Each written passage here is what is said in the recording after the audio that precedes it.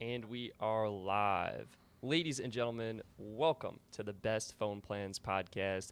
Joining us today, we have special guest Sneed from Sneed Mobile Tech. Sneed has been following the wireless industry, focusing on the networks, how they're building out, testing the services and plans. And we're so excited to have him here. You can find Sneed's channel linked in the podcast description if you're interested in checking that out. But Sneed, welcome to the show. Thanks, Stetson. Appreciate it, man. Thanks for having me on again. Yeah, so for this episode, I was thinking of talking about T-Mobile's new Magenta Max and their updated Magenta plans. Maybe touching on some of the T-Mobile home internet issues you've been experiencing. Just want to share that with the audience. And then maybe wrapping up with some of the C-band auction news that I feel like just came out these past couple of days here. So yeah, maybe we can just dive right into it with Magenta and Magenta Max. So what happened with Magenta Max, and kind of what are your first impressions of the new plans? On the surface, I think the plan is really nice for power users. I think that's pretty apparent when you look at what they're trying to sell you here. It's an upsell. They're trying to get you away from Magenta and Essentials. If you were a customer that felt compelled to upgrade to something a little bit more premium, maybe you're looking for a more capacitive experience, higher resolution video playback.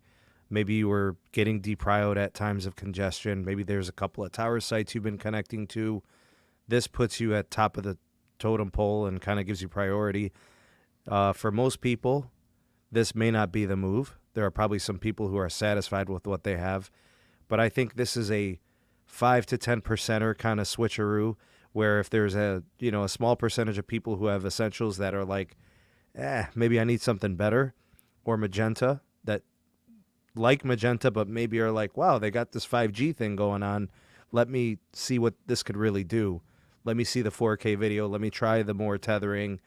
And who knows, maybe this brings in a new revenue stream for T-Mobile, because obviously they're building out a very expensive network deployment. They need to monetize that, and this is probably step one of that business move. Yeah, no, absolutely. So I think we should quickly take a step back. So for people who may be unfamiliar, on the 24th of this month, March 24th, T-Mobile launched Magenta, an updated Magenta plan, and a brand new Magenta Max plan.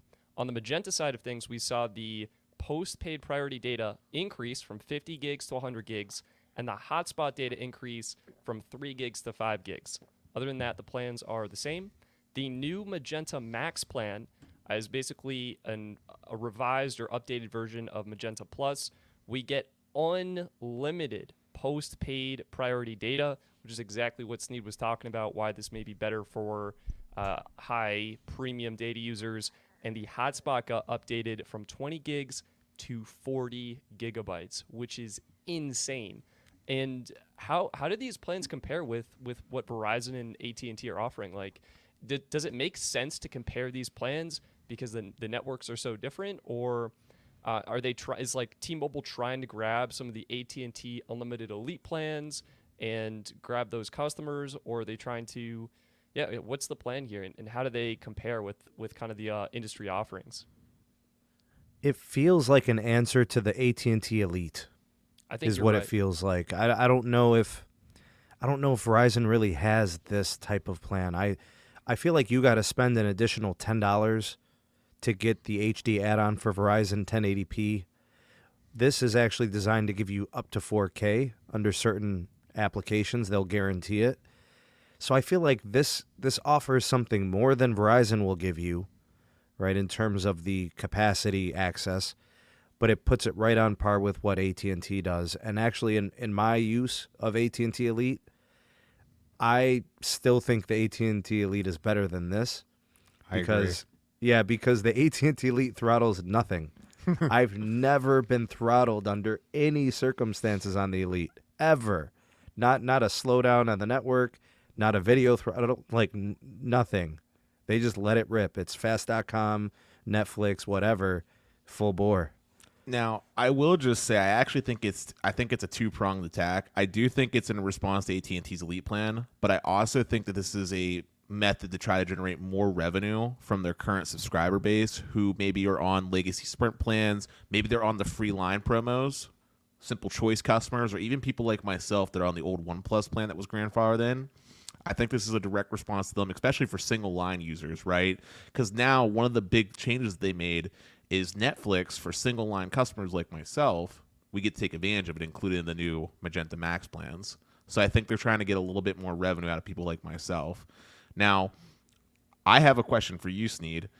I don't know if you're familiar with the old T-Mobile One Plus plan in particular, but do you think that the plan that I currently have is better than the Magenta Max plan that's been released? I do think your plan is better.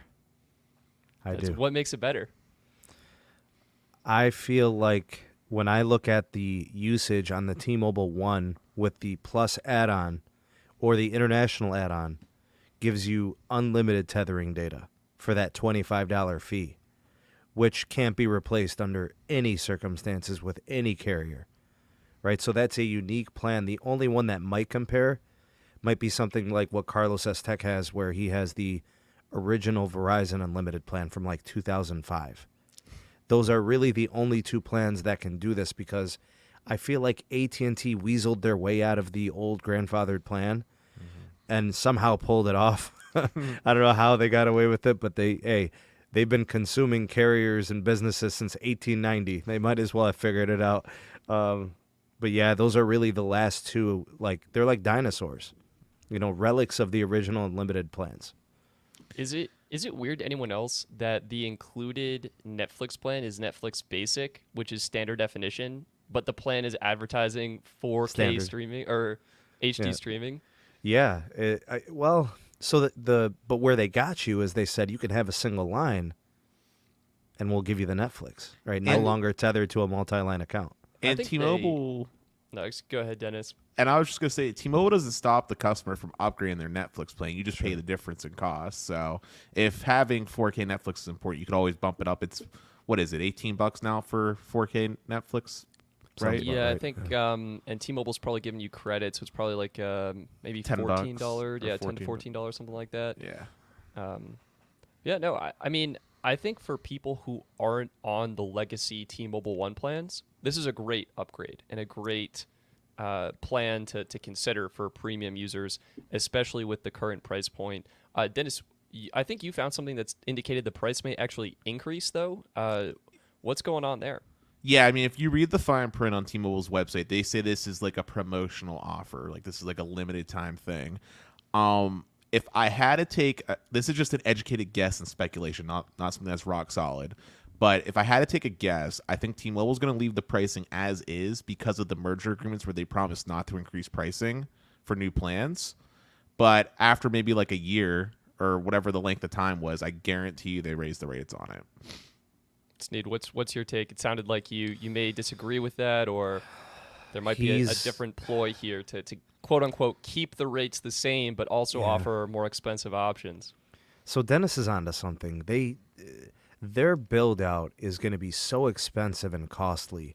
They have to start monetizing those upgrades. So, if they're going to raise their capital investment from $6-7 billion a year to essentially doubling it to 12, 13, 14 billion as anticipated, somebody has to pay, and it's always going to be the customer. It's not coming out of Mike Sievert and Cruz's pocket. So, my anticipation is that this could be stage one of the upsell, that they're moving towards new plans while retaining the other ones per the merger agreement. Yeah, Mike's not going to be like, I think I'll just lower my salary this year, put that back into the customers deserve. No way, right? You want him to stop eating, caviar and filet mignon? You want him to eat ramen noodles? Come on, man. Dennis, you want to go ahead? Yeah, I was just going to say, speaking on the topic of these new plans, you know what I would have really liked to see? On the regular T-Mobile Magenta plan, I really wish they would have raised the video streaming allotment to either 720p to match what Verizon was doing with their HD or 1080p. Because if they would have did that, they would have single-handedly undercut what AT&T Elite plan was. Because 100 gigabytes of premium data, they would both be equal. Now, granted, the hotspot would be less, but for a lot of people, that's not too big of a deal. And then having the HD streaming, even if it was only like 5 megabits per second or 8 megabits per second, whatever it is that they throttled at, that would have been a lot more easier to chew on, and it would have been $15 cheaper before taxes than what AT&T charges for an equivalent plan. Yeah, and AT&T is adding taxes on where T-Mobile actually is including taxes in the Magenta price. So in my opinion, as exciting as Magenta Max is, and I kind of do like the branding, like it matches what Apple's doing, trying to get that premium mindset going with consumers. But I think the real win here for consumers is the Magenta plan, just getting those upgrades. Like all existing, or at least my understanding is all existing Magenta customers are just going to get these features. Is that right? I think they have to call in, or no, they don't have to call in and change.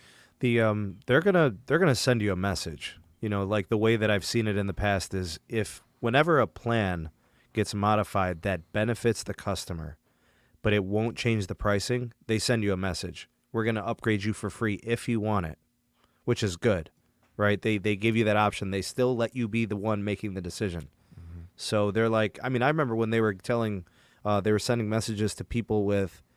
I want to say it was a Simple Choice 3 gig plan. Simple Choice. They were like, we're just going to give you unlimited. Like your plan doesn't change, your account doesn't change. What they want to do is they want to simplify billing, and they want to get everybody on the same core operations within the accounts. So this would probably end up this way. I think they'll notify people that have Magenta Plus and say, hey, look, we got a new Magenta Plus. It's Magenta Max. We're going to give you better DPRIO levels. We're going to give you more hotspot. Enjoy the benefits, no cost.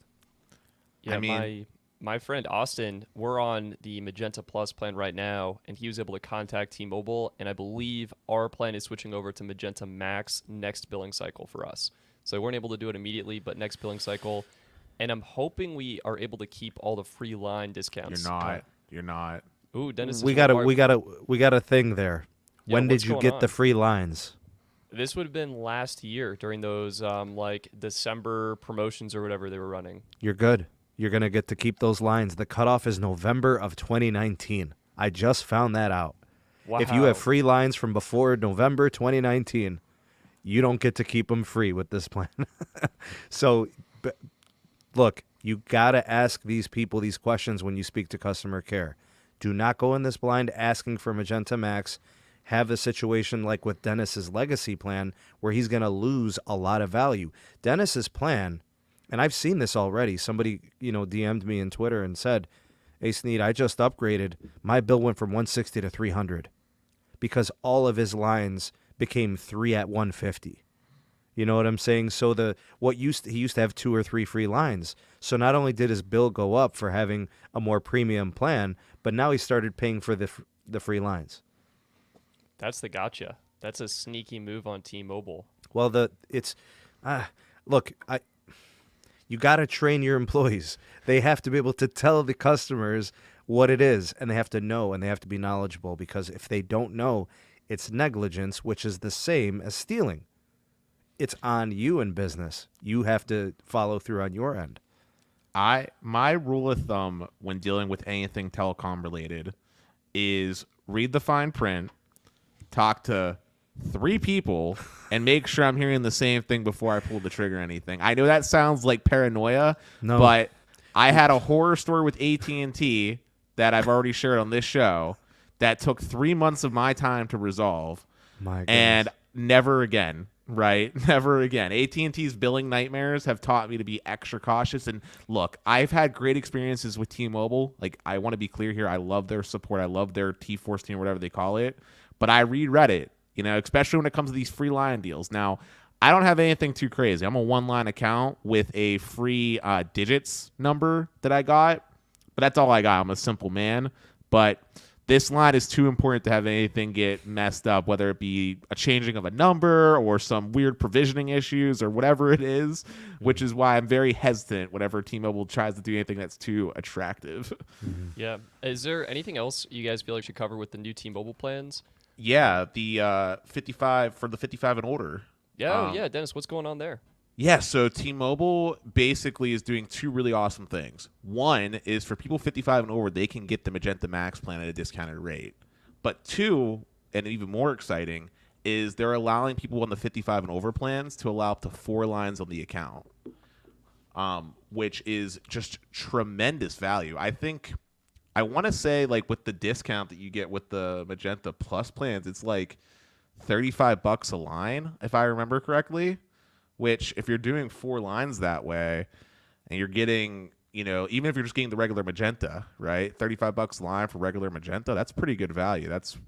I can't do math in my head. How much is that? 140. You said 30. Yeah, you said 35 each. It's 70 for two. That's 140, and everything's included, right? No taxes. No taxes. Yeah, that's such a good value. I mean, that's where you really approach like the prepaid value. Like even if you were to go with like Mint Mobile's plan, you're looking at $30 a month, but then you're adding in taxes and fees, and you have to pay upfront annually for that plan to get that rate. And so postpaid priority. And so if you're going with T-Mobile, like that's where it's actually a really good value, and that's where it makes sense for a lot of people. So I would almost recommend, like, if you have 4 lines, 55 plus people, you're able to qualify for that. I would jump on the bandwagon. For you young bucks out there, just ask your parents. I mean, I've told this on the show, and I have no shame.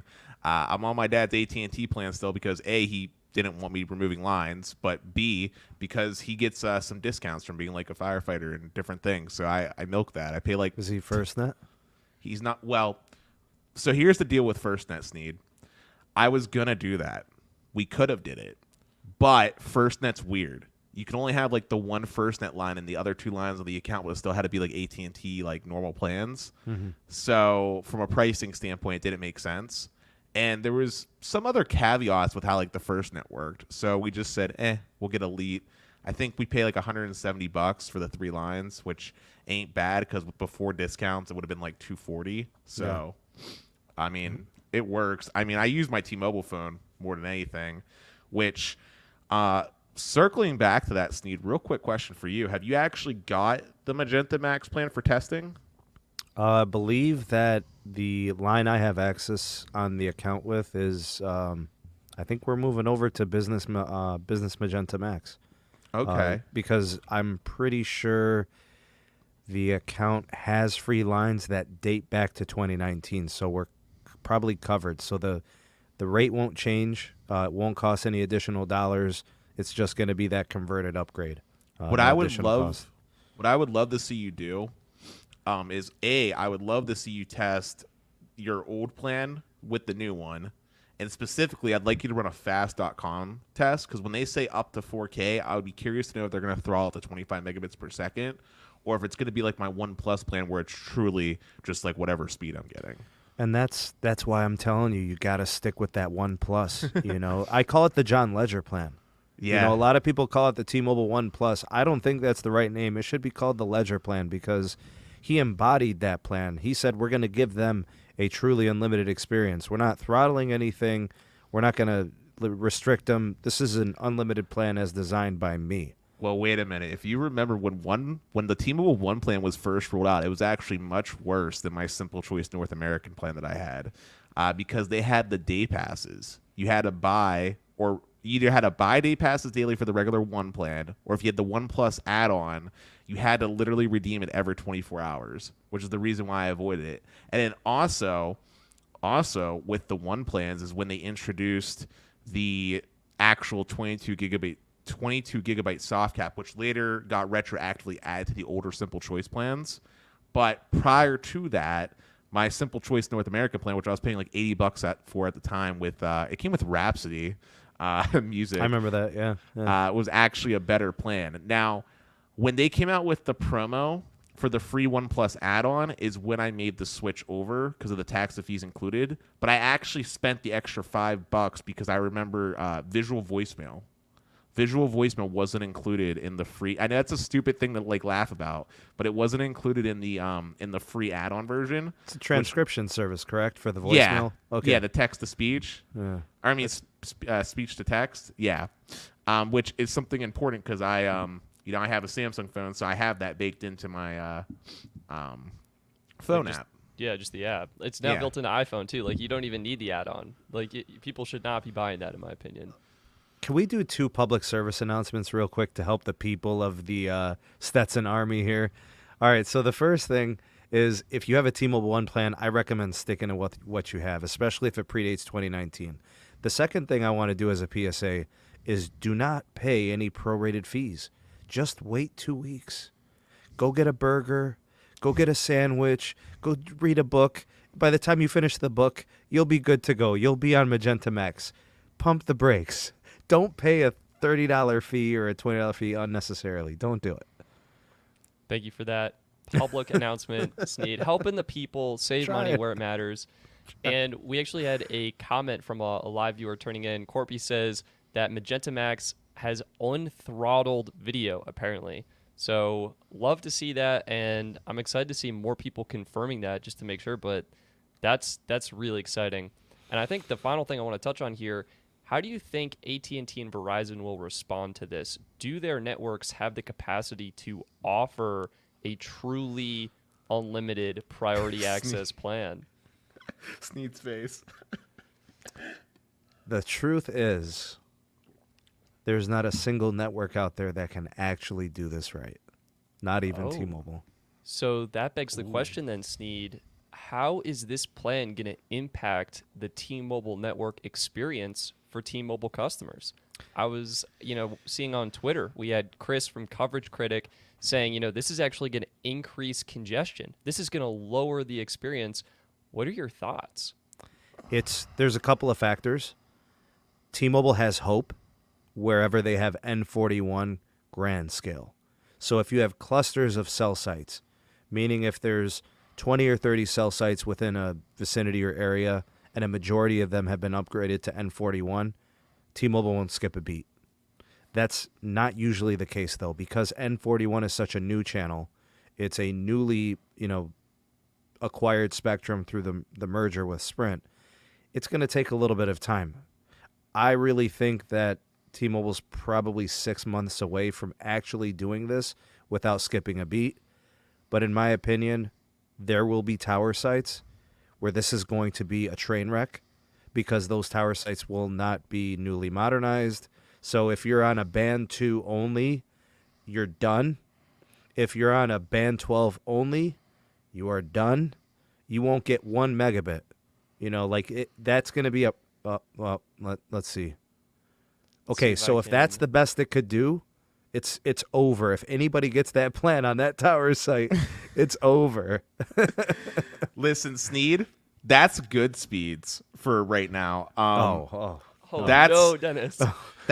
Listen, Sneed. I know you've in the past kind of R.I.P., got upset bro. with some of the things I had to say, but let me just do a quick moment here. So I'm from Pittsburgh, which I know you already hate me because No.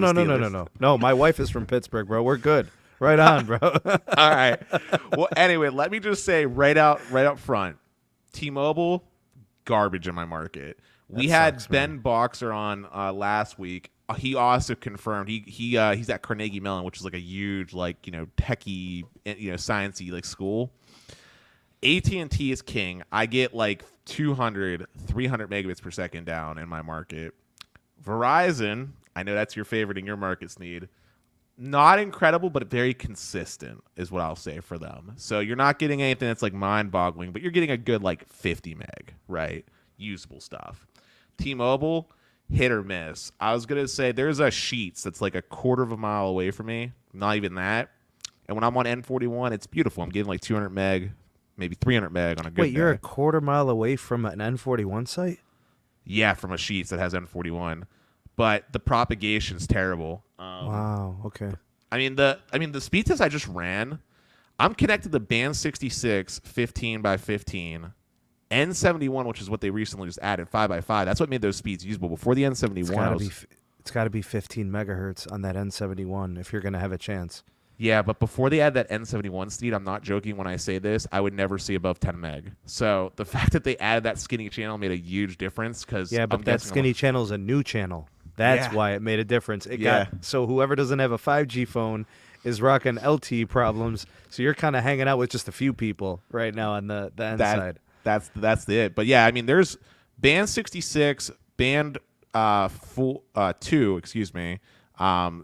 15 by 15, and then there's band 12 5x5, and then N71 5x5, and then band 71 5x5 on the LTE channel as well. Where's the rest of that 71? Why are they going 5x5? Dude, What is I going asked on? the same questions, and you know what makes me even more upset? Is there was a Sprint site that was live before they decommissioned it that you could force yourself to roam on.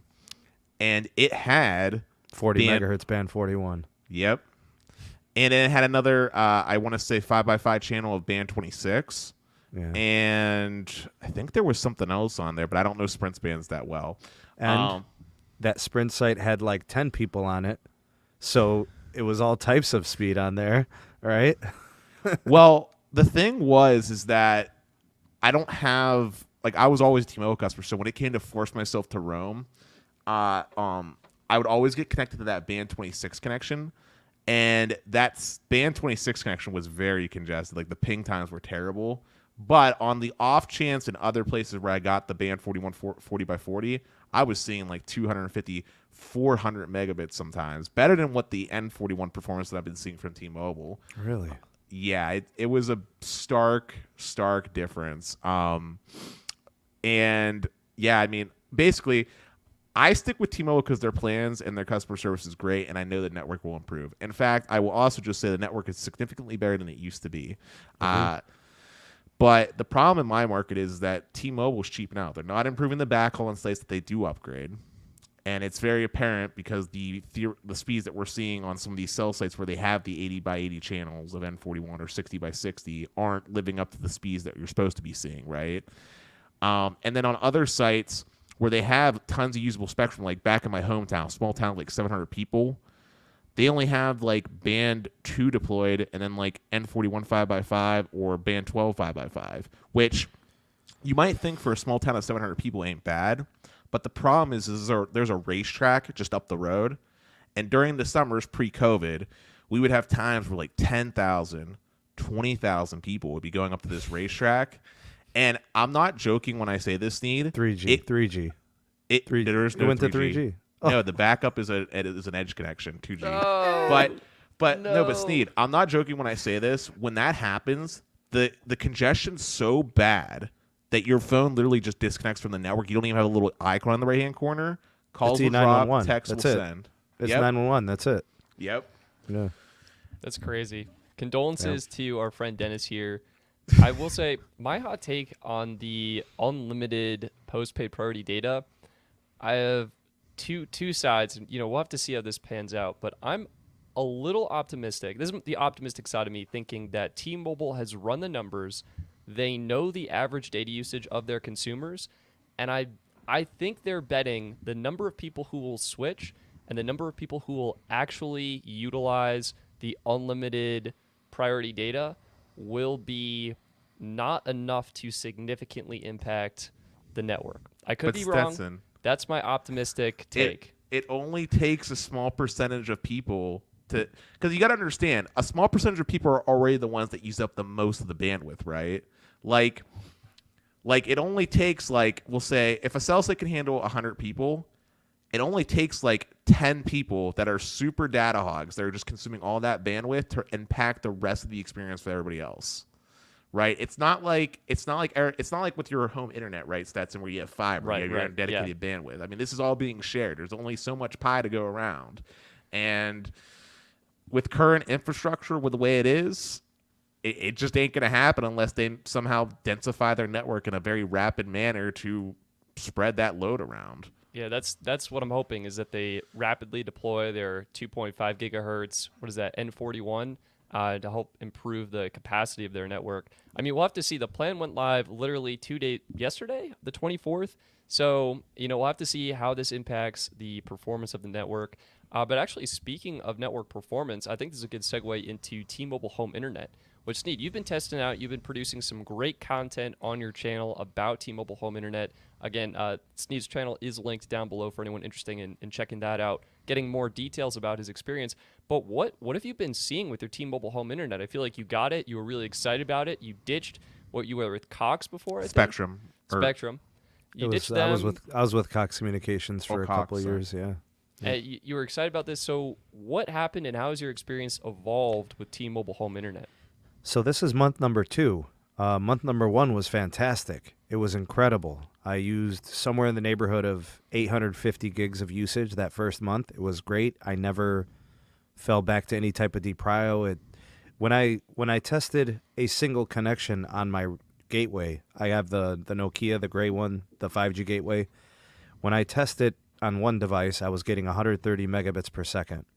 The site I'm connecting to is a Sprint Keep site that has 20 megahertz of band 41, 10 megahertz of band 25, and 3 megahertz of band 26. So Dennis was talking about band 26, 5 megahertz. I'm living the 3 megahertz life, if you've ever heard of such a thing.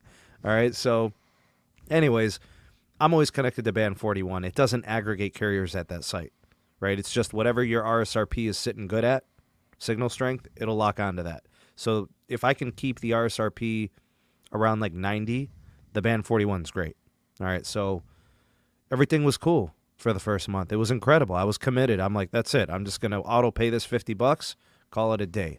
It'll hold me down until I get AT&T fiber installed in the neighborhood. I don't know what happened. I don't know what I did. I don't know who I made mad. But now when I speed test, it goes up to 60 and then it comes down to 40. Shoots back up to 60 and goes down to 30. It does this weird seesaw thing. Whenever I speed test, it's showing an active throttle. So the T-Mobile home internet product is literally designed to give you 50 megabits per second. If they have more, they give it to you. So if it's an N41 site, if it's a newly upgraded, N71 band 2, if you got bandwidth there, they'll give it to you. My site doesn't have it. My site used to be 40 megahertz band 41. They tuned it down to 20. Why? I don't know. And, I did a little digging, and I have a couple of friends, and they looked around at some future upgrades in the area. My site that I'm connected to is being decommissioned. That gear will be moved over to a tower site that's 1.8 miles away. So I'm going from 0.3 miles to 1.8. The N41 won't reach. It's going to get N41, but it's going to be almost 2 miles away. So it doesn't exist in my world. That's so terrible. I'm going from basically a dedicated 40 megahertz band 41, like nobody's on it, right? And now I'm going to maybe a band 2 and a band 12 and a band 71. So maybe. So the thing I don't understand with T-Mobile is like, why? Like, I get you're going to say it's cost. It always comes down to cost. But like, why in the world would they decommission that site instead of putting their own equipment on there and having that density? It's what they need. If N41 doesn't propagate that far, right, you need to have, you should have 3 sites, all being redundant and covering those edge cases. Because I'll tell you, man, small cells, please. Yes, please. But I'll tell you, man, one of the biggest problems I have with T-Mobile is, in my small town I was telling you about from before, if that one macro site goes down, if the power goes down in that area, there's no backup generator. The site just goes down. There's no T-Mobile service, period. AT&T does not have that problem. My signal might not always be the strongest, but I promise you there's always 3 towers covering a specific area. Verizon, same case, right? It's 2, 3, 4 sites. Why in the world is T-Mobile doing that? You said you didn't want to hear it. I'm not going to say it. Just say it. You can't hurt my feelings. Hey, I got some sayings. I don't know, man. You got to make cellular entertaining. So I got some sayings. All right. So one of them is friends don't let friends media tech. I can't stand those processors. So that's one of them. But another one is embrace the grind. Carriers are moving towards 5G. You must densify the network. You cannot properly network with macro sites only. Cities don't let you put a macro site every quarter mile. They simply will not. They must embrace the grind and increase their tower density, and they must densify with small cells as well. They just spent a bunch of money on C-band. They will have to use small cells at least by then. But I'm concerned because situations like Dennis's, he's basically saying, I got a tower site every couple of miles, which if it was low band, it would be cool. If this was 2010 and our data needs were 10 megabits per second required, it'd be a different story, but we need capacity now. I mean, there are people, 1080p video is like a standard in my book. I don't think 480p is legitimate anymore. They're selling phones with 4K displays now. You can't have a 480p plan if you're going to be paying premium pricing. So the network has to match. And unfortunately, one of the problems I have with T-Mobile, it's the only carrier that I cannot mobile live stream from. And it's because of a tower density issue. The handoffs are atrocious. Literally, I disconnect 3, 4, sometimes 5 times within an 8-mile or a 10-mile trip, which basically means I'm dropping every tower handoff.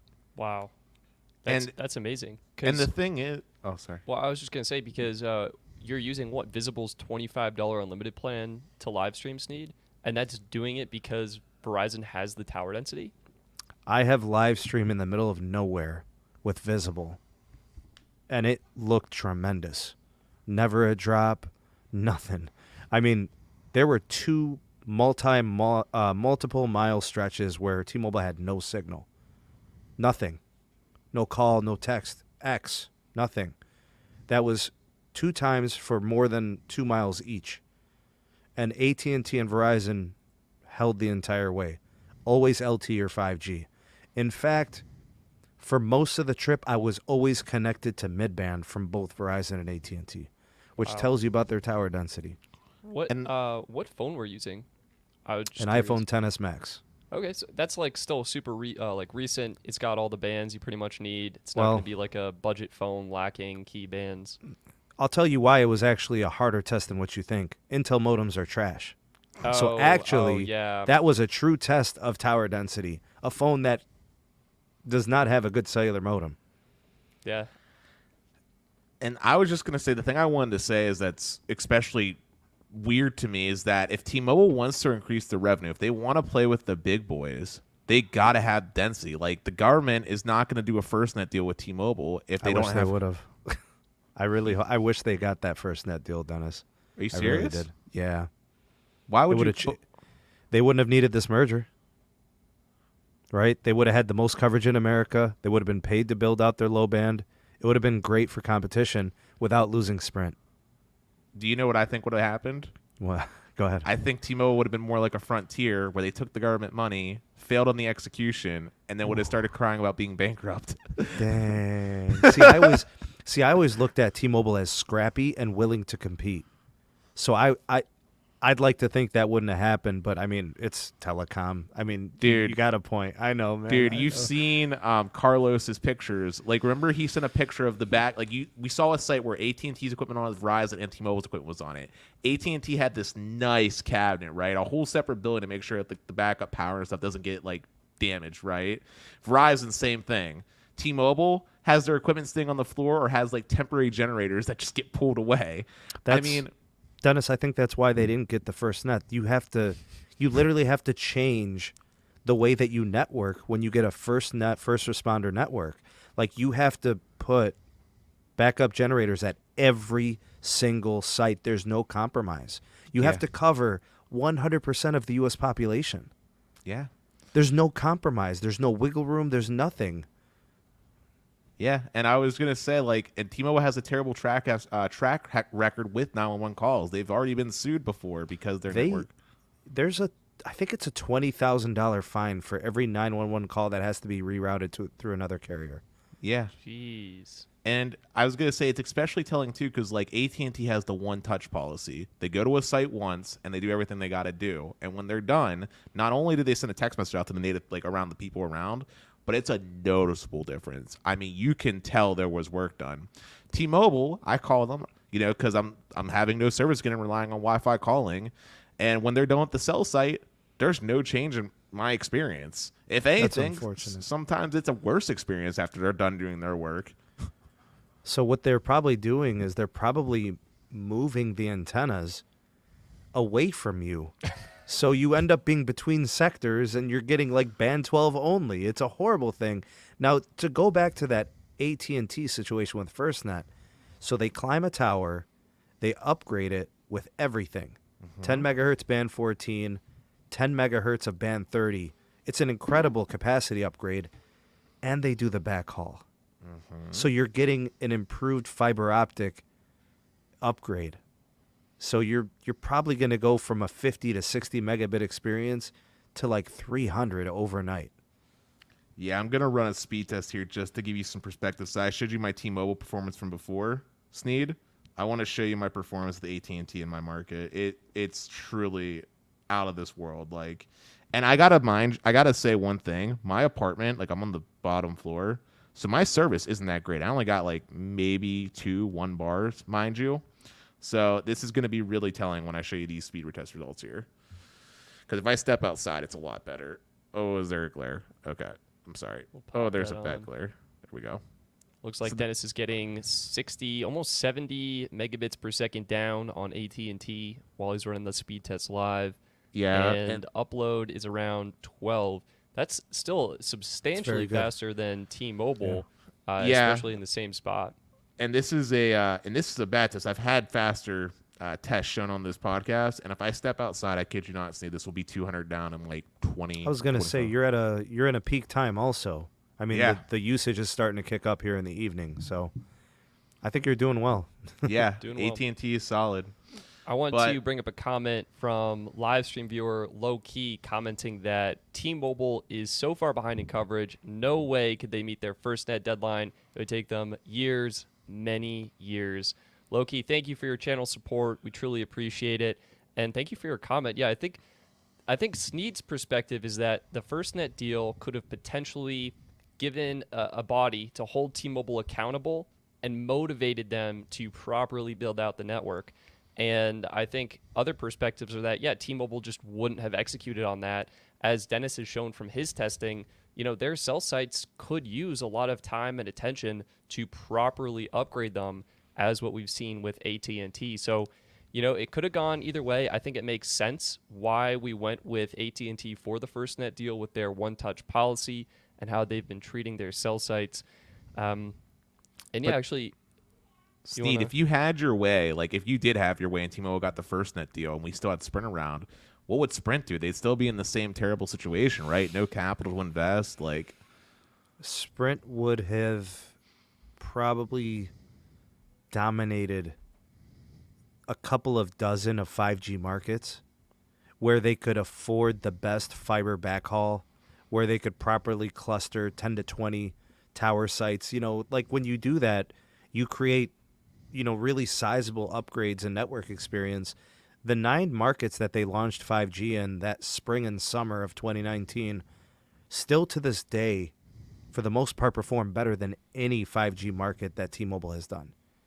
So, and that's 2 years ago. So it shows you that Sprint knew how to do it. They knew what they wanted to do. The struggle was always going to be with the money situation because they were indebted going back to the Netflix acquisition or the Nextel acquisition and the WiMAX. Well, the WiMAX, the situation with that was everybody went LTE and they tried to go WiMAX. So that was a setback. But really the problem dates back to Gary Forsey as CEO when he tried to make the Nextel acquisition. It didn't work. Too much incompatibility. It was a huge setback. And the debt load, they never recovered. So take that bad acquisition, poor network execution, and just bad management, disconnection amongst management. Teams aren't really communicating well. You're trending down. There's negative rapport at the workplace. Do you know that Marcelo, the CEO, and then Michelle Combs, the last CEO, didn't even hold earnings calls for the last 2 years of Sprint's operations? I did not know that. They literally just put out emails and blurbs. They couldn't even face their employees. That's depressing. It was over.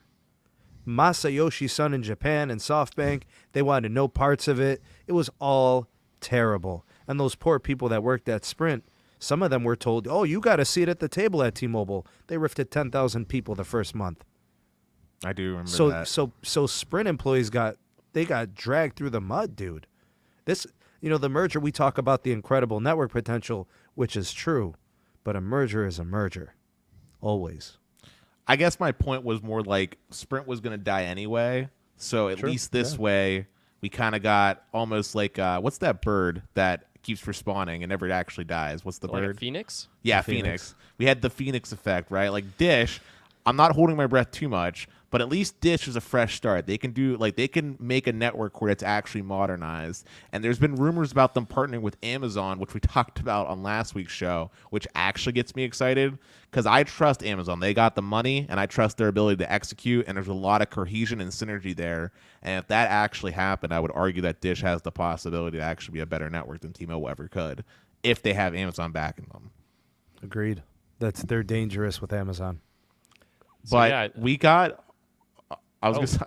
gonna say we got a little off topic. I want to Okay. circle back to the home internet piece, Sneed. So you were so I watched your video, right? Your T-Mobile experience got worse, and now you know what's happening with the tower because you're inside scoop. So does that mean you're gonna go back to Cox? You're done with cable entirely. Cox is garbage can resin. I'm just so surprised. It is literally garbage residue. It is the worst of the worst. I would rather burn my last dollar over a candle than to spend it with Cox Communications. What did They are do? trash. What did they do that made you feel that way, Sneak? Because I felt that way about Verizon. That's why I never went with them. What did they do to make you feel that way? So I had Cox when I lived in a 2-bedroom apartment, before we bought our home. And it was great. And the reason why it was great is because they invested in infrastructure that was modernized and upgraded. Now, the last thing that cable providers want to do is upgrade and spend money. They don't think long term. It's always about not wanting to spend, right? It's about shareholders and it's about bottom line and profitability. Spend the least, give them the least. So you're not trying to really please your customers. You're not really future-proofing anything. It's coax. It's not fiber, right? So it's, anyways, I get to this house. It's trash from day one. I've been a customer at my old place, so all I did was change my address. On the account, it just shows address change. Nothing changed, right? So, because I literally moved from one side of the city to the other. So it was the same provider. Everything was cool. I said, look, there's something wrong. People are telling me on my live streams I sound like Optimus Prime trying to transmit a signal from frickin' Cybertron, And they're like, oh, everything looks good. They're testing the signal. They can remotely see numbers. I'm like, it's not good. Send somebody out here to just take a look at this box, outside, right outside of my house. The thing's right there. They won't send anybody. They told me to have somebody come out and test and check. I needed to pay $109. To fix their problem was going to cost me money. So I refused. I said, I will not give you any money. I am paying a bill. I need service. So I made an FCC complaint. I mean, this went on for a year. No credits, no repairs, no promises of anything. They keep telling me everything is fine. I have a friend who works for a different cable provider in another state. He says, show me your numbers. Let's look through the metrics. Yeah, the DOCSIS channels. Start looking through everything. He's like, you got a bad drop. I call him up. I'm like, look, man, I got a bad drop. I don't even know what a drop is at the time. I'm like, man, I got a bad drop. Send somebody out here, right? Yeah. They're like, oh, you don't know. Da, da, da. I said, listen, I've been having problems for this entire year. You've been taking my money every month. Come and replace this drop. $109 is what it's going to take to get him out there. I said, come get your crap. It'll be in the tree lawn. I don't want it. And I want my money back. So they finally came after I filed an FCC complaint because they were negligent to the errors. They were refusing to send somebody out on their failure.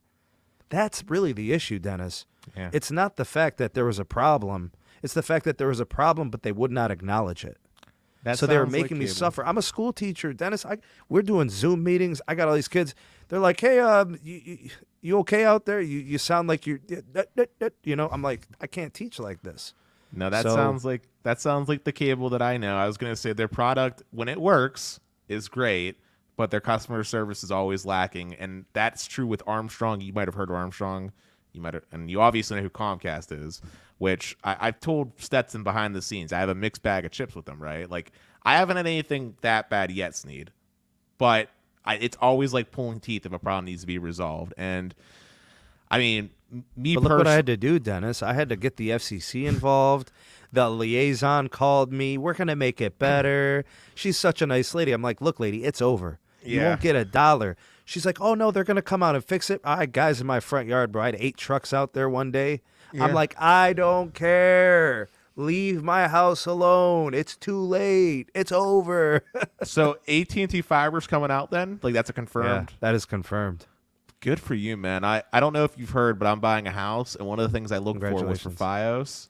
Yeah, so as soon as I move in, I'm going to have FiOS. And I'm going to get the gig symmetrical. I'm mad that I'm not already moved in because they had a deal going on a little bit ago where it was like $75. You got gig symmetrical, and they got a year of PlayStation Plus. You got their free streaming service. You got the Discovery Plus for a year, and I think there was something else too that you got with it. $100 Visa card, I think. Dennis, I say reach, man. Reach back into the cookie jar and see if they'll extend that to you, man. They might do it. They might. Verizon's a little different now than they were a few years ago. I was going to say, do it for listen, you. I'm only getting Fios because I want the symmetrical upload. If Right. Comcast offered higher upload, I would still take them because I just want to say something real quick, Sneed. My experience with cable has been a little bit different. To me, cable internet is like Jesus coming down compared to the DSL and the dial-up that I lived through. Like, to me, cable is great. And I also want to say that I'm lucky. Pittsburgh is a market where Comcast does upgrades all the time. Like, their network does have fiber. I can see where the fiber terminates in this green pedestal outside of my apartment complex and then changes over to coax for the last like interconnects. But you're still getting basically gig on both sides, right? No. What are you getting? They offer asymmetrical. So I downgraded to what's called Blast in my market, which is 300 down and 10 up because I needed to save some money. But they over provision by 10%. So I see like 360 down and like 12 up. Formerly, I had gigabit from them, which is 1,200 megabits per second down and 35 up, and I was seeing 1,400 down and 41 up, with ping times averaging in the range from like 8 milliseconds to 13 milliseconds. And it's very it's very good. Like they meet what they say they're going to sell you. It's expensive as all hell, and it's not as good as symmetrical. But I mean, it's better than a lot of other things that people in America have to deal with. Like, it's definitely better than T-Mobile's internet, in my opinion, from my experience. It's definitely better than satellite, despite Starlink being exciting. And it's definitely better than DSL, which I'm sure you've used before at some point. Many, many years ago, we were a DSL, yes. But Sweet. I'm sorry for making you feel that way. I was just so curious why you felt that way about Cox. Yeah. You should look into business, maybe. Business, a lot of times areas will have more business providers, and business providers typically, you pay a premium, but you usually get like same-day tech visits and stuff like that because you're a business. Maybe look into that.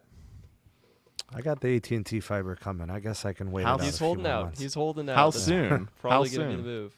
They're saying the latest November. I think it's on a list of projects within the area. So it's whenever the techs get around to finishing whatever's top priority, then they're gonna hang the fiber. So I mean, Sneed, I'll just tell you one thing that will blow your mind for a sec. If I didn't get the job that I got and moved out this way, and I was still living in my hometown, I was this close to spending $20,000 to have a metro grade fiber line that would truly be my own dedicated fiber line. It would have been 150 down, 150 up. I was going to be paying $400 a month for fiber. Which, Stetson, you're shaking your head, but remember that company that's out of my small town was charging my parents like $360 for like TV and internet, right? Wow. All right. Wow. Jeez. So I mean, it wouldn't have been that much. That wouldn't have been that much of a stretch to go from that to $400 for good internet. And this is the best internet you can have with a static IP address and stuff. But anyway, that's not going to happen. And I'll let us move on. Stetson, I know you have another topic you want to Yeah, I was talk hoping about. to Sneed. I don't know if you have to get going. Let me know. We're good, bro. But We're good. I wanted to touch on the C-band auction, actually. And this is where, Sneed, I feel like your channel accelerates. Like anyone looking for more information following this auction and this news, again, definitely be sure to check out Sneed's channel in the description. But we saw this finish up. The C-band auction, for those of you who may have been unfamiliar, is where the U.S. government was auctioning off C-band spectrum. This is 3.7 to 3.98 gigahertz. And this is really going to build out the mid-band 5G networks from the major providers. There's two parts to this auction. The first part is that bands, I think it was like A1 through A5. So you got Block A, right? Block A. Mm-hmm. These are going to be ready by end of 2021 and hopefully deployed early 2022. And then blocks B and C, these are going to be decommissioned in 2023 and available for build out then. So kind of a two-part thing here. So Curious had to be strategic about which frequency blocks they wanted to bid on first. So Sneed, I feel like you've been following this really closely. What did we kind of see from these results of the C-band auction? And yeah, how do you think these results will kind of dictate or give us a clue onto how the networks or the carriers will build out their networks going forward? So this is the capacity that will usher in 5G, like legitimately. Not to discount what ultra wideband can do. Ultra wideband is true ultra capacity. It's the most effortless way to get gigabit speed is with ultra wideband. But the thing about the C-band is this spectrum is so clean and easily deployed in this traditional sense that you take this tower density build out approach. Carriers are going to use a collection of small cells and macro sites to just get a tower site, so it's a seamless transition from one to the next. But you're literally going to be going from site to site getting gigabit speed, depending on the width of these channels. Verizon does not own a single market of C-band with less than 140 megahertz. That is absurd. They literally, there's a story, and they say that this is a true story. The person reporting it is trusted. He said that in the Block A auction, which would have been the first, I forget how many rounds it was, everybody was bidding, and all of a sudden Verizon just shut it all down. U.S. U.S. Cellular walked away, Dish walked away, AT&T had to walk away, T-Mobile walked. They all they're like, we're out. Literally, Verizon bought the entire block, which is 100 megahertz of 100 megahertz. They told everybody to go sit down. This is ours. Which is incredible because the value of that spectrum is so high. It's almost as if they were acting like there was no midband ever again. It was incredible. That might be the case. It's easy to go to the politics and say things are going to be different now, right? Because you saw the FCC, right? They were talking about making the rest of the they were talking about not commercial use, but allowing the spectrum to be used for schools and different projects, if I remember correctly in the news, right? Yeah. So the CBRS situation, right? That was always part of it. The 2.5 gigahertz that you're mentioning, right? It was always for education purposes. It'll be very democratically distributed, right? There's going to be a lot of spectrum sharing in those bands. So for education, for the incumbents, for government, DOD, there's a lot of stuff there. But this is clean and ready to deploy. They put 280 megahertz to commercial. Yeah. Right. So that's why. And Verizon has been spectrum starved sub 6 gigahertz. And, I've already, there are a handful of people I follow on Twitter that I trust with situations like this. And they are saying Verizon will never get return of investment on this. I respect them.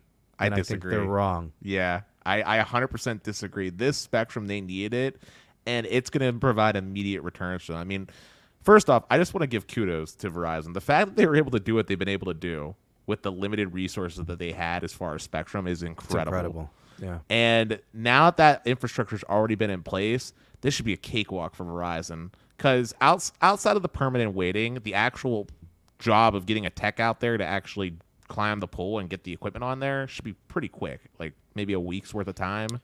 Part of that's because of the FCC's new laws. They literally made it so carriers can not be told no from municipalities. If Verizon wants to knock on your door and say, "Hi, we're here to build something in your front yard," sorry, get out of the way. I mean, I'm down for it. I'm down for it because let's be real here. I told you I grew up in a rural small community, and those people, right? The ones that think 5G is gonna give them cancer or whatever the thing is, right? Where's my hat? Hold on. Where's my tinfoil? you can't. I mean, I'm all about freedom and whatnot, but you can't let them impede necessary things, right? This is gonna be a wonderful thing. I look forward to seeing what they're able to do with this CBRS spectrum. But I'm also of the opinion that I think it's going to be a long time before we see another auction, because I don't see the government giving up the spectrum. Now that Trump's out and because he was the one that was pushing for it, right? He was like, I want to beat China in 5G. Biden's administration doesn't seem to have that same level of aggressiveness, and I don't see them being as buddy with private enterprises, right? I feel like they're going to take more of a different approach where the government's going to be taking the leading role of deployment, which might have its own benefits, honestly. Well, I don't want to hear somebody complaining about cell phone coverage and capacity when they're telling people, nope, you can't put a tower there. That's ugly. Don't do that. You just can't have your cake and eat it too. Yeah. Hey, take your time, but hurry up. It's hypocrisy. You can't expect improved, services, and you don't want infrastructure. It just doesn't work that way. It's not magic. It's networking. T-Mobile has an easy form that you can fill out. So because my town was so small, I would go to the town hall meetings, and I made a suggestion. There was an old church that got burnt down. It was a Catholic church. So the county owned that piece of property. I made a suggestion that we should sell off the land, at least it to T-Mobile to put a cell site down to generate money for the community. And, T-Mobile didn't bite on it, but they had a very easy form that you could fill out. I feel like if other carriers did stuff like that, there's plenty of land for these small rural communities that would be easily given up for super cheap, because these communities want good internet and they want to get a little bit of money so they can invest with things like the snow, for example. Like the place I grew up at was so low income as far as tax revenue that could be generated that we couldn't even afford to have someone shovel the snow off the roads. Literally, there was a guy that just put like a little plow in the front of his F-150 and would do it for free just to help out the town. But we don't even have anybody to like salt the roads or nothing. It's wild. Wow. Yeah. That is Basic. wild. Pretty easy living, right? Easy going. Easygoing guy, but Yeah. I'm sorry. Go ahead with the main topic. I didn't mean to get us sidetracked. I'm sorry. No, it's great. I love these little like side tangents. Yeah, we saw huge spending. I think Verizon spent $45.5 billion, AT&T $23.4 billion, T-Mobile $9.3 billion. Huge investments, and it sounds like from Verizon's desire to get the C-band in the Block A so they could rapidly deploy it and get this out earlier. I think this is a sign that their network is congested. They're going to try and alleviate this congestion, and I think C-band is their kind of answer to that, where they're going to try and get it up, increase that network capacity. And something I also saw is because of the frequency of C-band, you actually need the high-density tower sites, something that T-Mobile is struggling a little bit with right now, but Verizon is executing very well on. They have their millimeter wave spectrum. Like, they've been deploying that, really doing a great job with tower density. So I guess my question going forward is, Verizon's going to be building out their C-band. T-Mobile owns the 2.5 gigahertz spectrum they got from the Sprint merger. How do you think the C-band performance will compare with the 2.5 gigahertz, and how do you think these strategies will differ when rolling out those frequencies? For the average consumer, they're going to perform similarly. They're going to be high-capacity mid-band channels. So, Verizon will have 140, 160 megahertz, in some markets 180, 200, which is incredible. There are some places where T-Mobile has 140 and 160 megahertz of N41. So they're going to be very similar.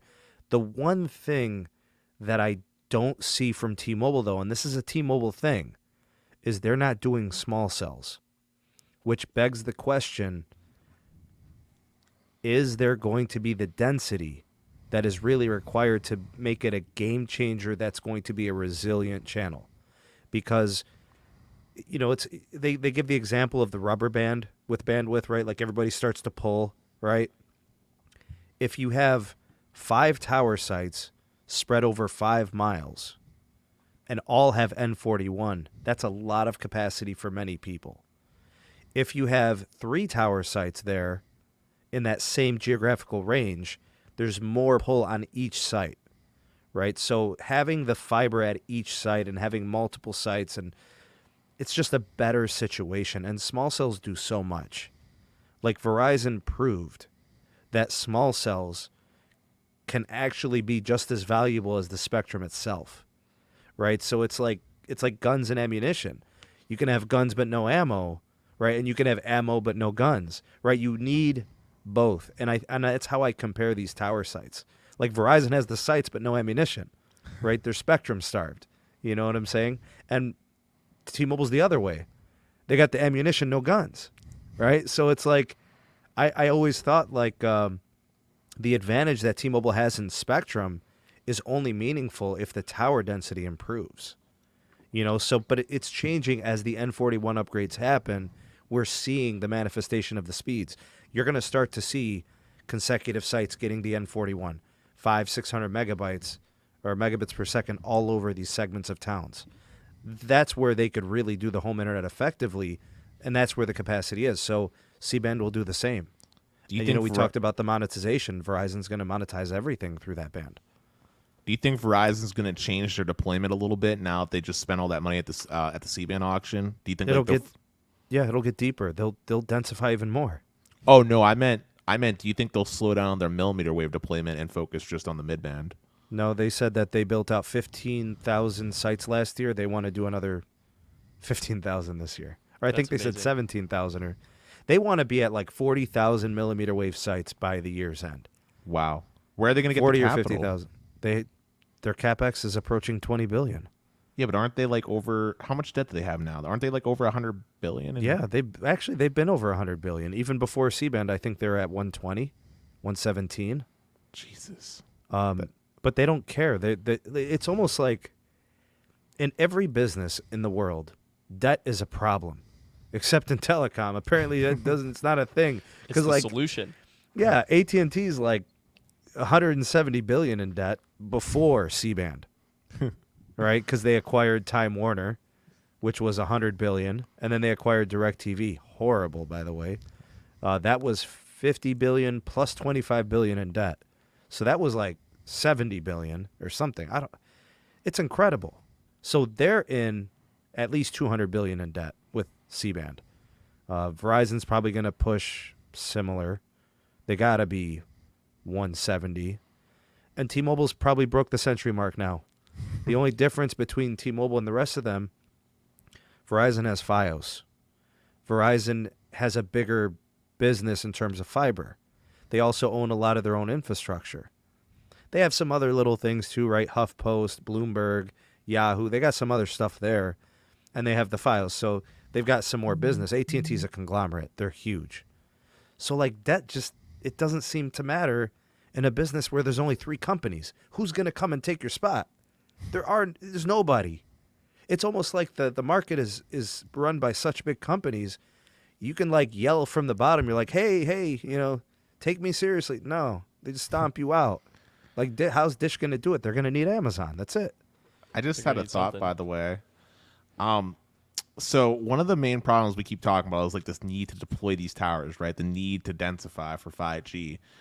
Why do you think companies maybe haven't talked to each other? Like, why do you think T-Mobile and AT&T, for example, since they've worked together in the past with roaming, why don't you think they've talked to each other and be like, you know what? Let's share each other's access to the towers. I'll pay you this much for my customers going your network, and you do vice versa. It'd be a mutually beneficial thing, right? You could eliminate the need to overlap in certain areas of coverage since you can rely on each other mutually, and you now have more bandwidth to go around because you have more spectrum overall for the customers in that same footprint. Is there something that would stop that? In our country, here in the U.S., the carriers distinguish themselves in one way: self-proclaimed network performance. They distinguish themselves by that.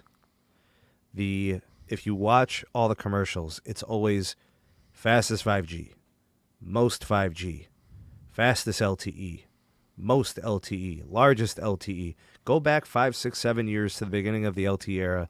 That's all you ever heard from Verizon. The most reliable network, the largest LTE network. They had to market it.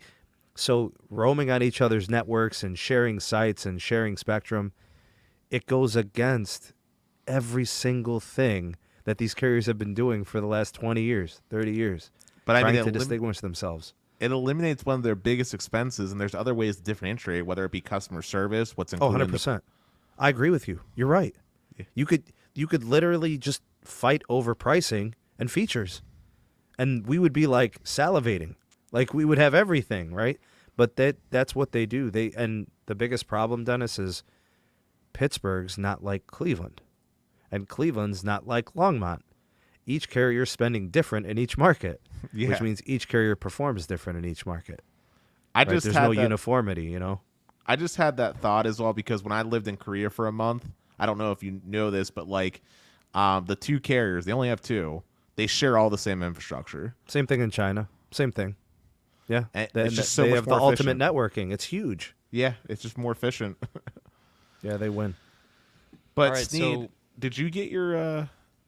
I'm sorry, Stetson. I was gonna go on to the next topic about his S21. I was gonna ask if you got Oh, it. yeah. So before we do that, we actually had 2 Patreon questions that Sure. are related to this topic.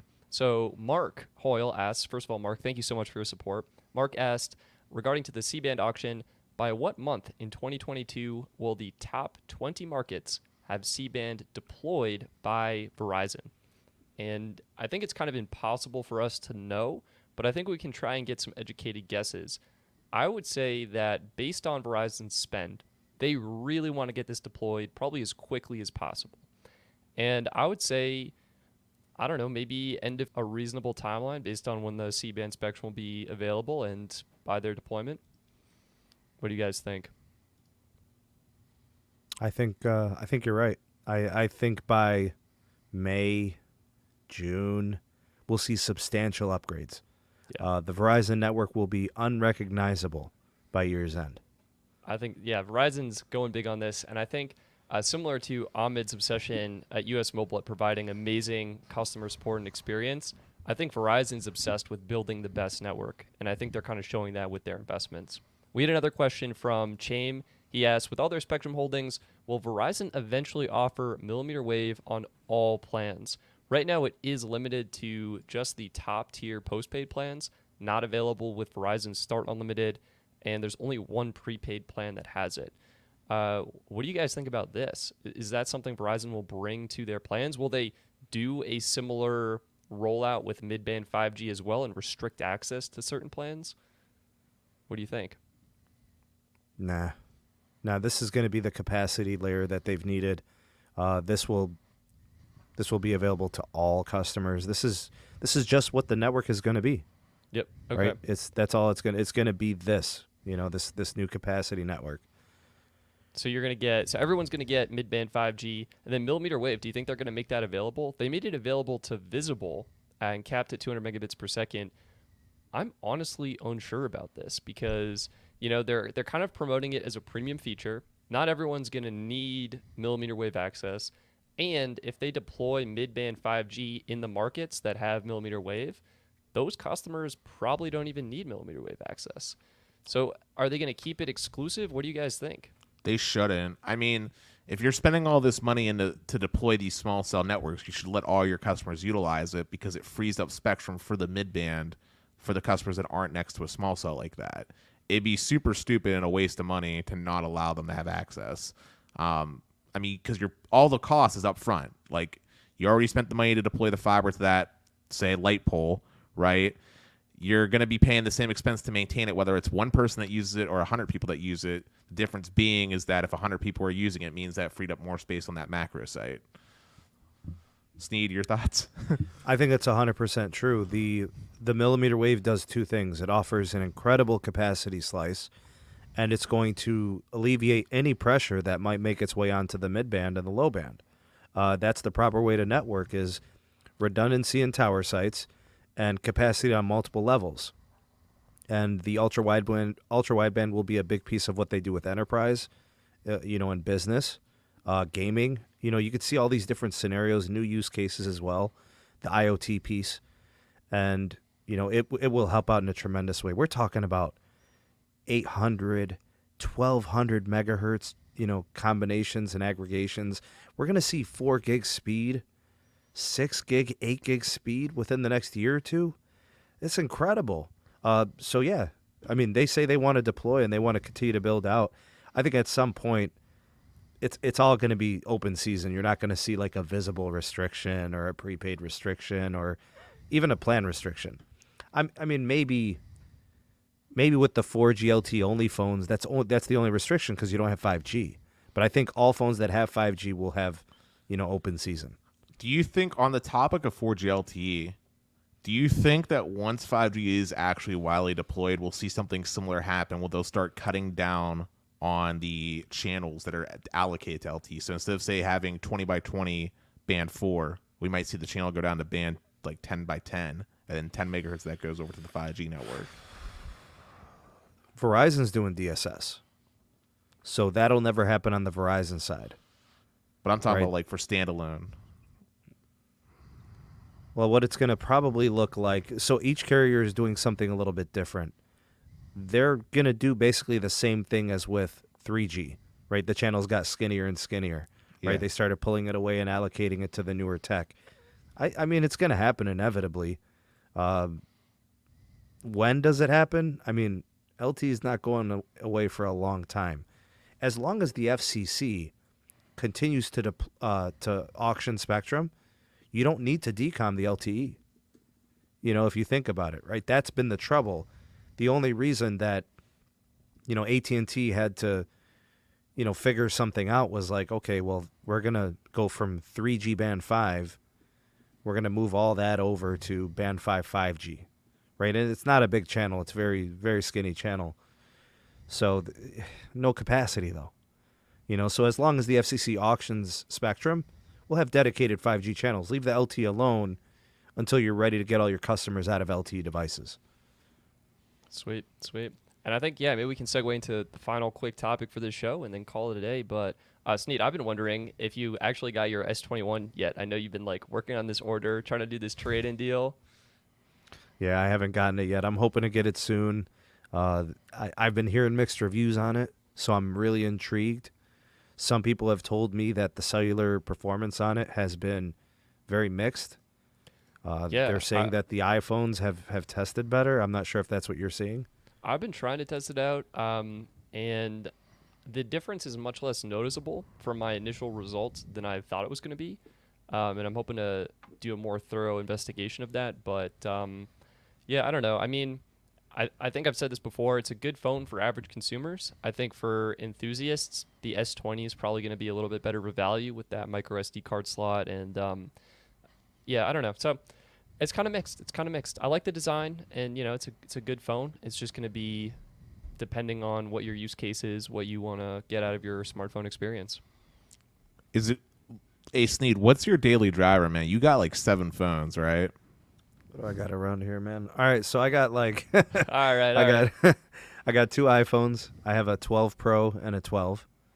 And I've got a S20 Plus that I really like.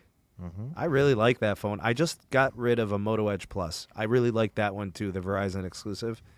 And I love my Pixel 5, man. Ooh. Pixels So are the nice. best. They are So the best nice. phone. They're the best. You know, I've been using them since the OG Pixel. I've had every single one. I had all the Nexus devices from Shamu, you know, the Nexus 6, the 6P. From Huawei. I had the 5. Yeah, I had them all, man. They were great. And, man, I love the Pixel experience. The camera is second to none. The battery life is solid. The RF is good enough. I know it's kind of mid-ranger, right? It's not the greatest. But I reach for, out of all my phones, I reach for the Pixel first. It's crazy. Even though it's the mid-ranger out of all the phones I got, that's the one I reach for more frequently. That's why Google needs to make a flagship. That's what I'd love to see, that beautiful software experience paired with flagship hardware. And Sneed, I know you have some premium taste when it comes to cell networks, but I gotta ask you, man. After all this time that you've had now with Visible, right, at $25 a month, do you think they're good enough to be your like primary line, or are you still stuck on that sweet old Verizon plan that you have, or are you stuck on that T-Mobile Max plan? Like, what is your like if I had to keep only one plan, right? What cell phone plan would you keep if you had to? Here in the CLE, you could use Visible as a primary. You could. But there's a tower site every mile. So the congestion is not bad. You know, there's very few moments where I'm getting deprioed, even on Visible. I could probably run a speed test right now and get 100 megs in my house on Visible. I don't think it ever dips below that. I'll get like 160 on my postpaid. You know, it's obviously faster and a higher priority. But it's an incredible value. If Verizon is strong where you are, Visible is the best offer because you're getting essentially just no restrictions. I mean, the only thing you could say is I don't get 3G, but like, why is that a thing? Like, I don't get 3G, you only get LTE and 5. Like, why would you care to only to not get 3G, right? So my iPhone 4, Sneed. I want to use my iPhone 4. Right. Oh man, I remember that Awesome. phone. It was a legend.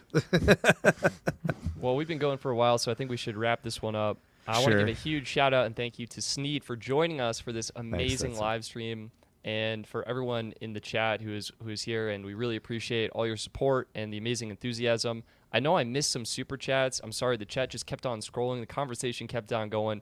I want to extend a thank you and serious gratitude to everyone who chose to donate. I think Carlos did mention that Magenta Max may be deprioritized at some point, starting a little bit of controversy there, so we'll have to do more thorough testing. Again, you can find all of Sneed's content linked in the video description. You can join Sneed's Patreon, also linked below. This is where he posts exclusive content, exclusive live streams. I'm a member. I've really enjoyed it. And so if you're interested, please do consider checking that out. You can subscribe to Sneed at the link in the video description as well. And, of course, you can check out our Patreon page, the Best Phone Plans, or I guess it's the Stetson Doggett Patreon page. But you're helping to support Dennis and I as we build this show. We do fun, cool things, and we post some extra content there. So we'd love your support, and we appreciate your support. And I think that's going to be it for this episode. Sneed, anything else you want to send off the audience with? Any messages? Thank you for a great show. Thanks for having me on, Stetson. Dennis, it was a pleasure speaking with you as well. Great community. I mean, the conversation was great. We saw a ton of people in here getting involved and, partaking in the discourse. So we appreciate you very much. My channel, linked in the description. Check me out, Sneed Mobile Tech. I do live streams like this. I have a podcast. I bring guests all the time. Stetson's on there. I'm going to bring Dennis on now if he wants to join us. Intermingle the communities quite a bit. This should be fun. Absolutely. All right, that's going to be it for this episode. Thank you all for joining, and we look forward to talking to you in the next one. Peace. Peace out.